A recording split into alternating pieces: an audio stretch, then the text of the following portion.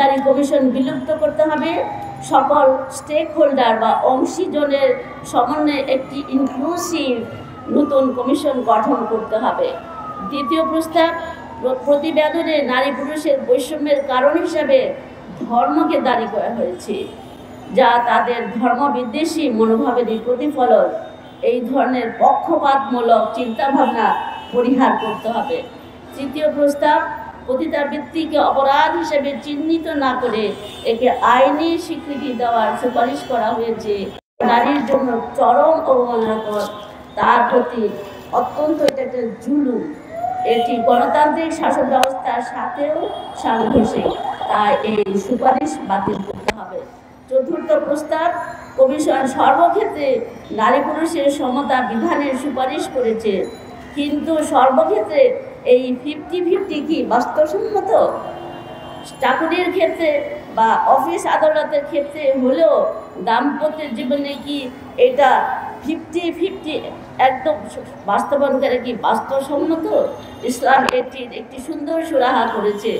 কোনো কোনো ক্ষেত্রে সমতার নীতি, ইকুয়ালিটি, কোনো ক্ষেত্রে ন্যায্যতার নীতি বা ইকুইটির বিধান ইসলাম দিয়েছে। ইসলাম শুধু নারীকে সমতা ও ন্যায্যতা দেয়নি, বরং অনেক দায়িত্ব কর্তব্যের ভিত্তিতে নারীদের ন্যায্য অধিকার দিয়েছে। তাই সর্বক্ষেত্রে সমতার সুপারিশ বাতিল করে ইসলামের যে ভারসাম্যপূর্ণ যে নীতি,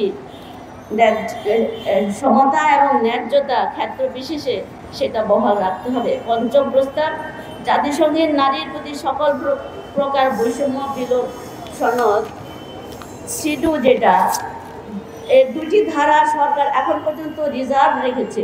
এই ধারা দুটি হলো 2 ও 16(1) গ, কিন্তু এই কমিশন এই সংরক্ষণ প্রত্যাহার করতে বলেছে। আমরা বলছি এই সংরক্ষণ রাখতে হবে, এটা প্রত্যাহার করার সুপারিশ বাতিল করতে হবে। ষষ্ঠ প্রস্তাব, সংস্কার কমিশন পুরুষের তুলনায় নারীদের সম্পদ বন্টনের সমান অধিকারের সুপারিশ করেছে। ইসলাম নারীদের পুরুষের অর্ধেক সম্পদ দিয়েছে, তার সাথে পুরুষের জন্য নারীদের দায়িত্ব বা ভরণপোষণ ফরজ বা অত্যাবশ্যক করেছে। নারীদের কোনো আর্থিক দায়িত্ব নেই, এমনকি তারা যেটা নিজের সম্পদ সেটা তারা সংসারের জন্য খরচ করতে, ব্যয় করতে বাধ্য নয়। নারীদের কোনো আর্থিক দায়িত্ব নেই। অধিকারের সাথে সাথে দায়িত্বের ব্যাপারটি কিন্তু দেখতে হবে। ইসলাম এখানে ভারসাম্য এনে দিয়েছে, তাই এটি লজিক্যাল এবং ন্যায্য। নারীর জীবনকে এর মাধ্যমে অনেক সহজ করে দেওয়া হয়েছে, তাই ইসলামের উত্তরাধিকার আইন বলবৎ থাকতে হবে। সপ্তম প্রস্তাব, অভিন্ন পারিবারিক আইনের মাধ্যমে সব ধর্মের নারীদের বিয়ে, তালাক, অভিভাবকত্ব, উত্তরাধিকার নিশ্চিত করার জন্য অধ্যাদেশ জারি করার প্রস্তাবটি পুনর্বিবেচনা করে কোরআন বিরোধী সকল ধারা বাতিল করতে হবে। এর আগে আমাদের বোনদের কাছ থেকে আপনারা এর যুক্তি শুনেছেন। অষ্টম প্রস্তাব, কমিশন চাকরিতে সমান অধিকার চায়, সম্পত্তিতে সমান অধিকার চায়, কিন্তু তালাকের ক্ষেত্রে একপাক্ষিক ভরণ-পোষণের চায়। এখানে সমতার নীতি রইল কোথায়? একদিকে কমিশন পতিতাবৃত্তিকে আইনি বৈধতা দিতে চাচ্ছে, অন্যদিকে ধর্ষণের শাস্তিও চাচ্ছে, আবার স্ত্রীর অসম্মতিতে ম্যারিটাল রেপ আখ্যা দিয়ে ধর্ষণের আইনের আওতায় আনার সুপারিশ করেছে। এরপর কি আর এই সংসার টিকবে, না এর পরিসমাপ্তি ঘটবে? এই হাস্যকর দাবি বাতিল করতে হবে। নবম প্রস্তাব, কমিশন বহুবিবাহ বিলোপ করার প্রস্তাব করেছে।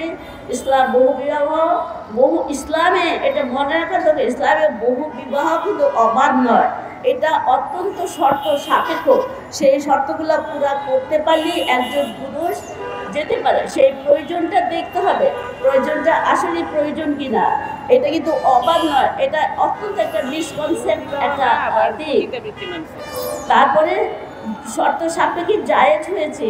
বহু বিবাহের ক্ষেত্রে ইসলাম প্রয়োজনের দিকটি বিবেচনা করেছে, তাই এই দাবি অপ্রয়োজনীয় বলে বাতিলযোগ্য। কমিশন একদিকে বহু বিবাহ বিলোপ চাচ্ছে, অন্যদিকে পতিতাবৃত্তির আইনি বৈধতা চাচ্ছে। এটা কি স্ববিরোধিতা নয়? এতে একজন পুরুষ দায়িত্ব নেওয়া ছাড়াই বহু নারী গমনে উৎসাহিত হবে।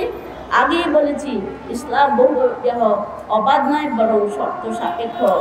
দশম প্রস্তাব, কমিশন বিয়ে বিচ্ছেদের সময় স্ত্রীর মোহরানা আদায়ের সুপারিশ করেছে, কিন্তু ইসলাম এর চেয়ে উন্নত ব্যবস্থা করেই তো রেখেছে। স্বামী স্ত্রী মিলনের আগে মোহরানা আদায় করা ফরজ করা হয়েছে, অন্যথায় বিয়ে জায়েজ হবে না বলে ঘোষণা দিয়েছে। সুতরাং এই সুপারিশ গ্রহণযোগ্য নয়।